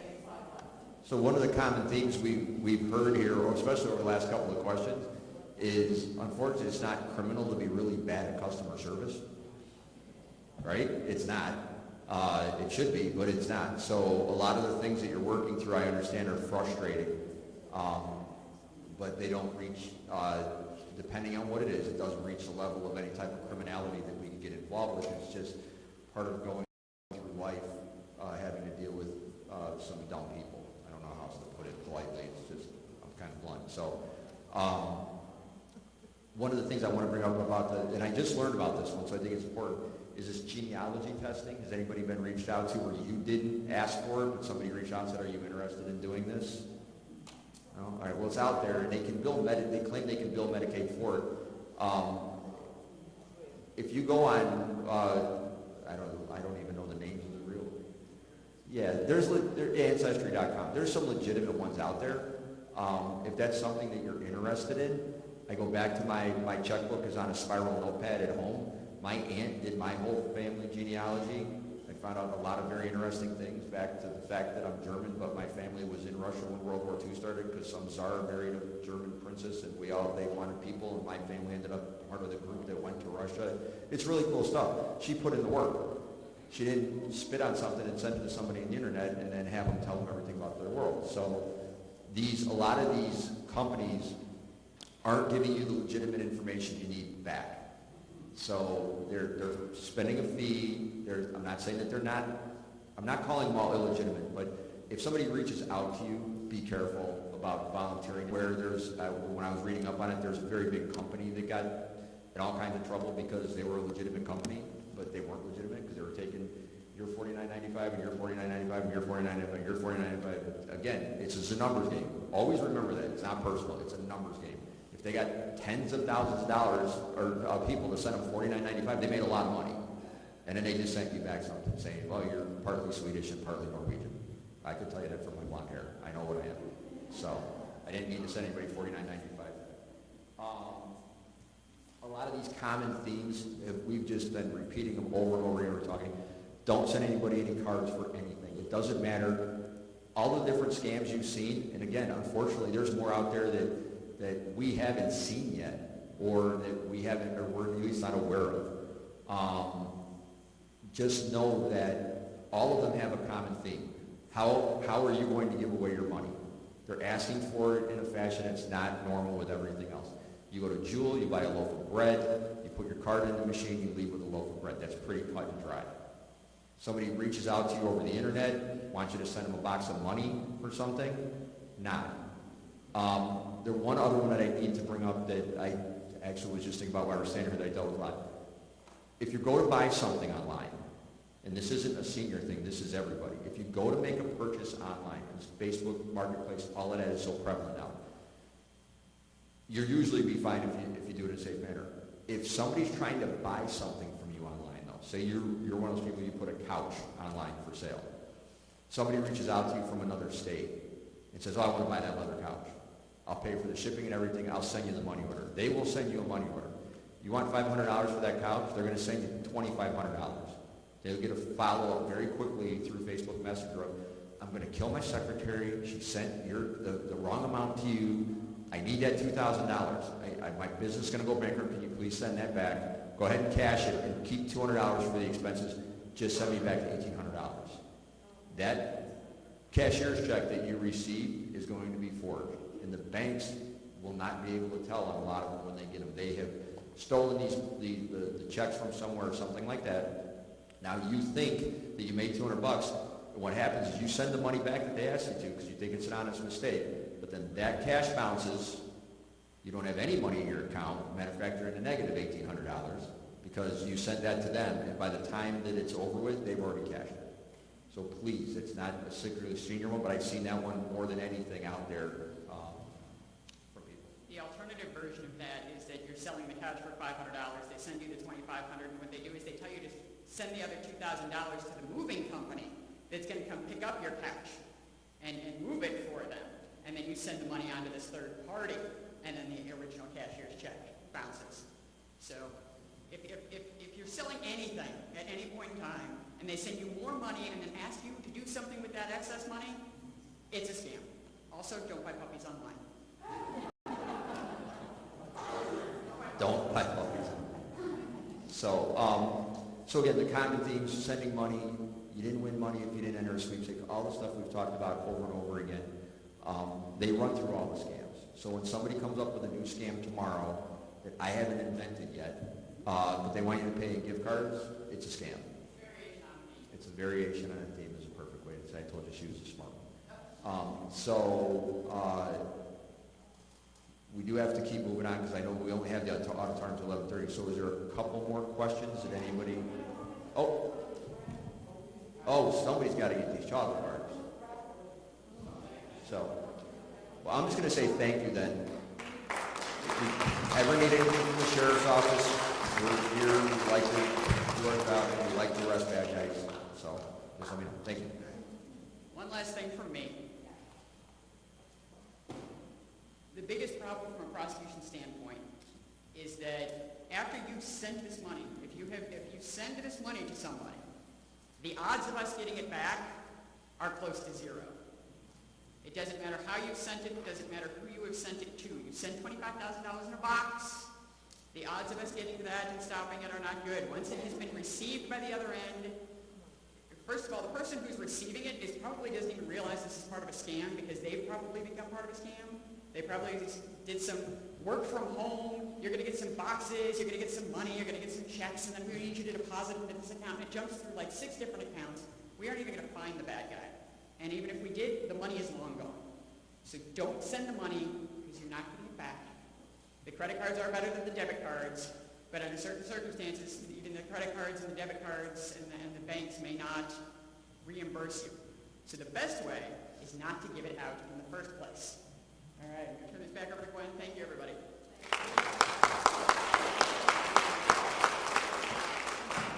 Thank you, Bob and Diane. We appreciate that. I want to mention a couple of things, just in case you think some of this stuff doesn't really happen.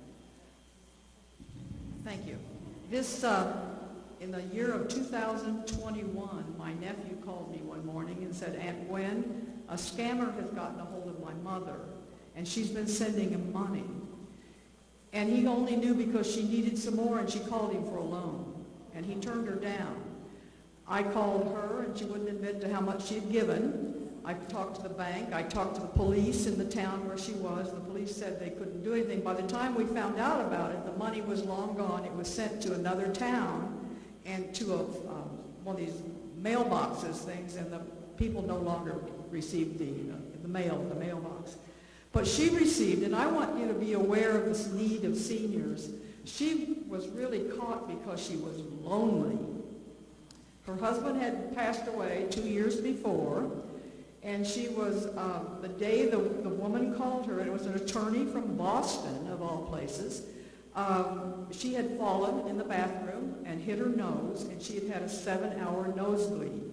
The hospital had come and said there was no need to go, but she was lying on the couch with a nosebleed, and this person called, talked to her for 3 hours, gave her a lot of sympathy, there was a lot of empathy. She believed this was a true friend of hers, and they told her, believe it or not, that she had won $2 million. But to get the money, and she didn't need it, but she believed she did, to get the money she had to pay the tax. And so she had to send them $500,000. She took all of the money out of her husband's IRA that had been left to her, and her own IRA, and she sent it away. The bank tried to stop her, and she said, it's my money, I do what I want.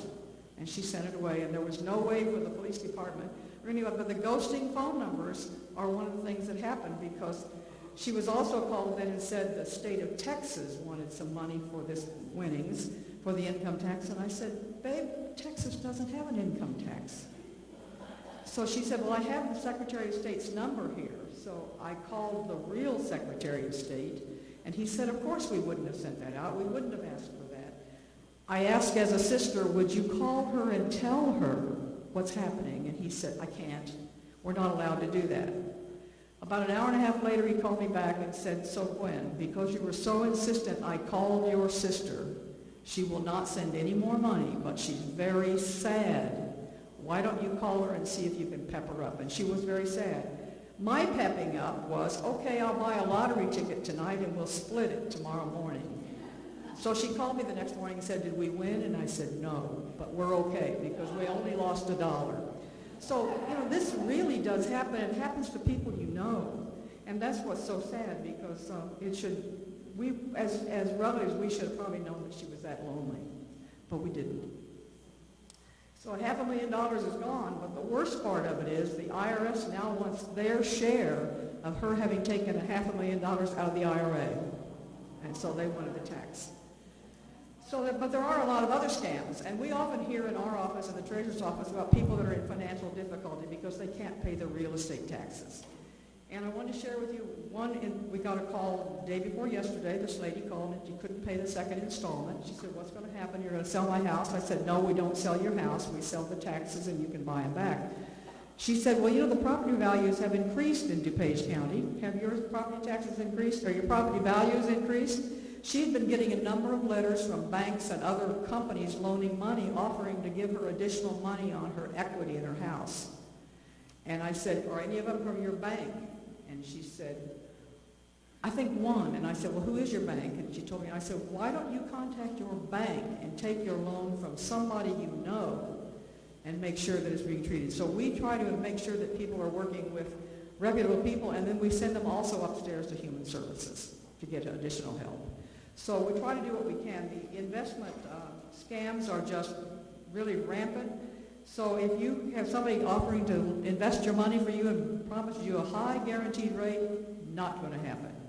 If they're not licensed or registered, don't do business. If they have values that are showing that people's values have increased so much in the last 6 months, there's something wrong because we know things haven't gone up in the last 6 months. And they give you fake testimonials of people, and if you don't know those people that are giving you a testimonial, don't pay attention. And they give you contacts that you can't trust. Just invest. Your money is your lifeblood. It's going to be, as we get older, we're not going to have a chance to replace what we lose. And that was my sister's case. She's no way she can replace $500,000. So we wanted to make sure that you all had some additional information on scamming, and we've had some great stories. And it really is sad. And Bob, I don't use the same language you do, but there is a place in hell for people that mistreat older people. And I think that these people hopefully will experience that at some point. So we appreciate you coming and taking your time today. And we have a couple questions. So some question cards you want to hand in? Sure. Anybody has a question? Can you read it? I have a question. If you got a card, let's read the card and see if we can answer it.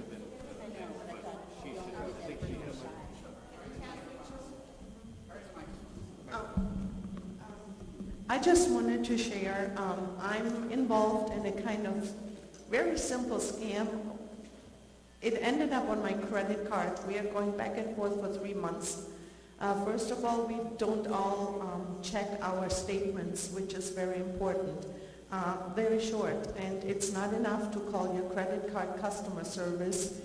They told me to call the fraud department, which I'm involved with, and they said it's very easy. I had a statement on with $99 from a person in Washington, very legitimate. It sounds like it's from PayPal.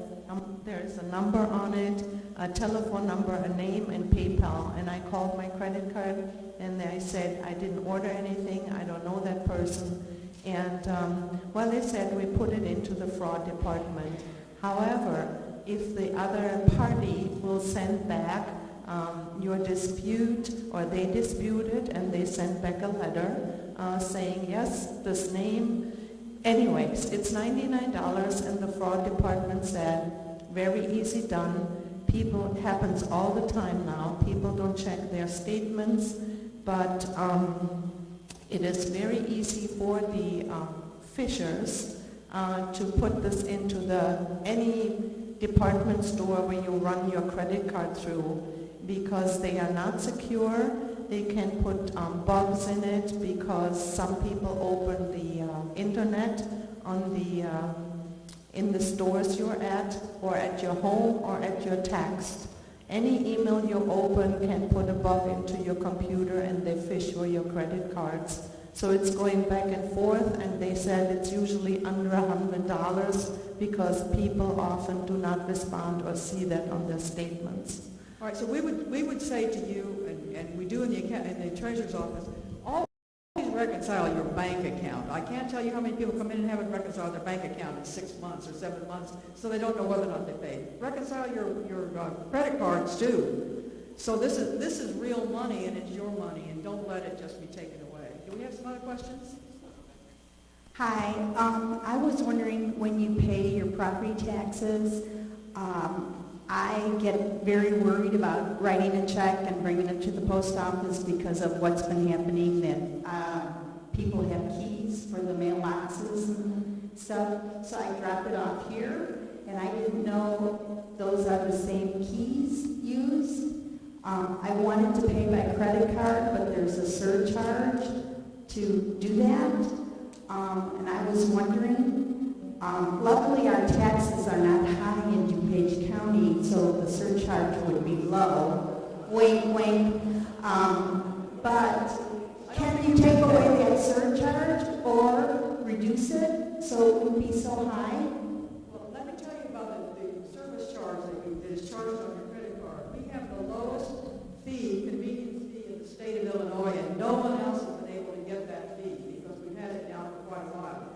We do not, in the treasurer's office or the county, give that convenience fee. It goes to the company that is processing the credit cards. So you're probably not, you may be aware that you have a business that if you use a credit company, take a credit card from somebody, you're paying a fee to get that money back to your bank account as a business owner. So for us to get the money for the fee, for the taxes, we have to charge the fee. We don't have a lot of people that use a credit card, but we still have quite a few people that use credit cards. We suggest that, regarding the key, I don't know. I don't know what key for the post office. We don't have a key to the post office. We have a key to the box outside, and we unlock the box and bring it in every night. No, it's not the same box as the post office key. Okay, that's good. But how many times a day do you go get the checks from the mailbox, you know? How many times a day do you get the check from Bob? It will depend on this last week and a half, we've been doing it about 3 times a day. And I've even been going over on the weekends and picking it up. So it didn't sit in the box a couple times a weekend. And we don't want it to get wet either, so we make sure we get it picked up. So we try to be very careful with the property taxes, and we try to keep them as low as we can for processing them. So, yes.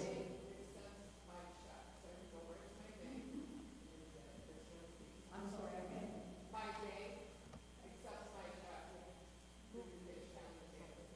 Correct. Some banks in the county do receive the payments for us.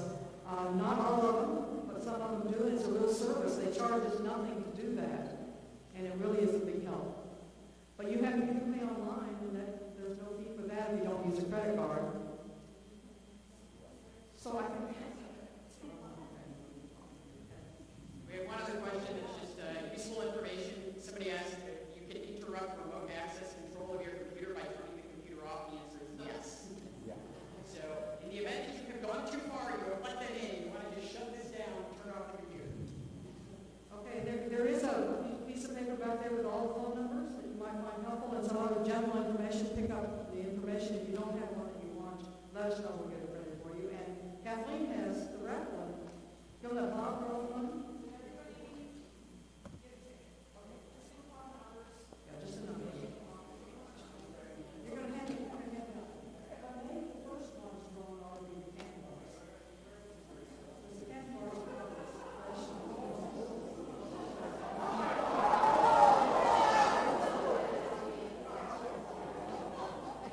Okay, the tickets number that I pulled is 411022.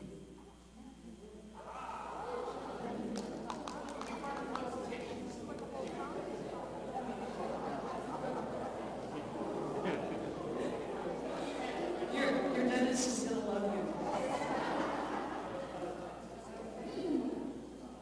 Last 3 numbers, 084.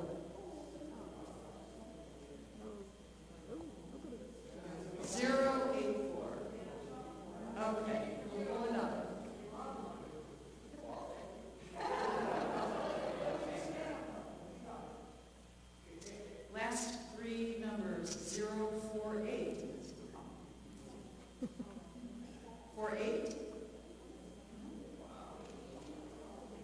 This is what happens when you leave early.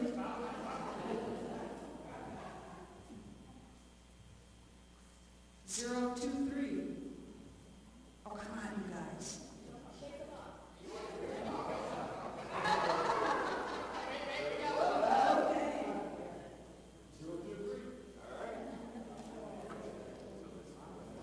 Okay, $25 Outback gift card.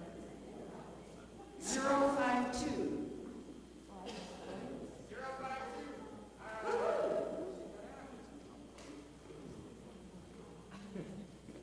This is Suzette's Creperie, $25 gift card, goes to 064. Okay.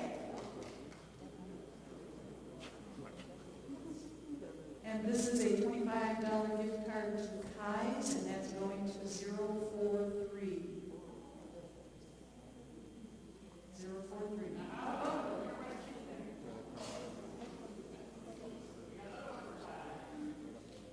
Another Kai's gift card goes to 071. Okay. A $25 gift card to Jewel Osco goes to 073.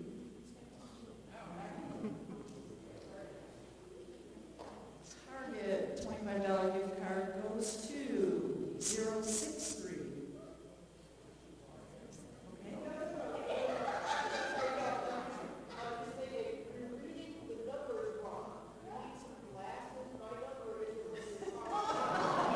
I'm sorry. My apologies. Yeah, my apologies. I'll try better. I'll try to do better.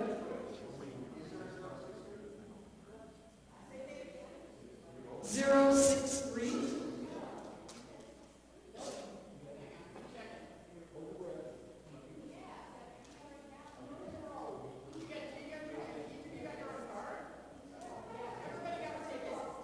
Okay.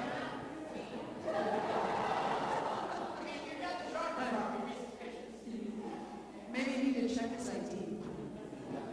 Okay. Another Target gift card goes to 049. Okay.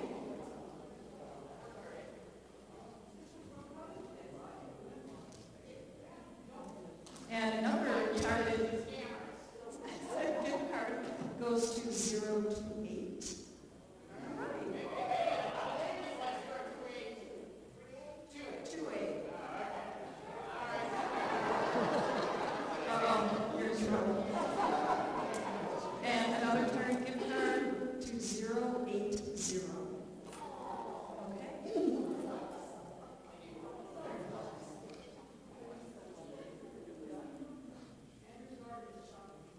And Andrew's Garden, $25 gift card goes to 046.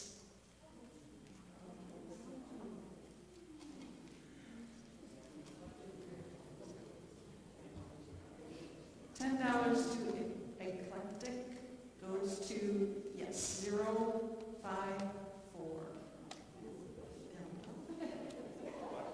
And another gift card to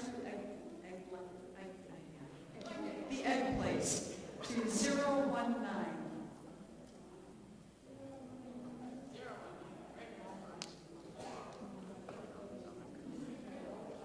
Okay, two more Eclectic. This one is going to 070.